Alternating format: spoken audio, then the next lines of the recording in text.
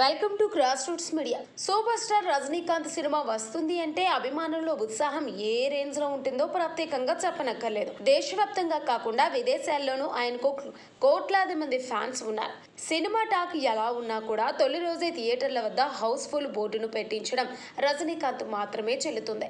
2024లో వెటియన్తో అలరించిన రజనీకాంత్ ఇప్పుడు యువ దర్శకుడు లోకేష్ కనకరాజన్తో కలిసి చేసిన కూలీతో ప్రేక్షకుల ముందుకు వస్తున్నారు. ఈ సినిమా భారీ ఎత్తున విడుదల కానుంది. ఆగస్టు 14న వేలాది థియేటర్లలో ఈ చిత్రాన్ని విడుదల చేయాలని సన్ పిక్చర్స్ సిద్ధమవుతుంది. అయితే అదే రోజున NTR, Hrithik Roshan multi starrer movie war 2 కూడా విడుదలవుతుంది.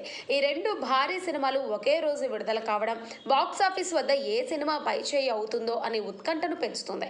సాధారణంగా సినిమా విడుదలకు ముందు ట్రైలర్ విడుదల చేయడం ప్రమోషన్స్ లో భాగం అనే విషయం తెలిసిందే.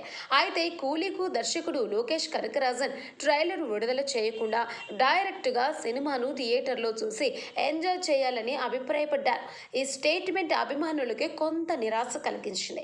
అయితే తాజాగా మేకర్స్ నిర్ణయం మార్చుకొని ఆగస్టు 2న ట్రైలర్ ను రిలీజ్ చేయనున్నట్లు ప్రకటించారు. సోమవారం రాత్రి సన్ పిక్చర్స్ ట్వీట్ చేయడంతో రజనీ అభిమానుల్లో ఆనందం ఊపందుకుంది.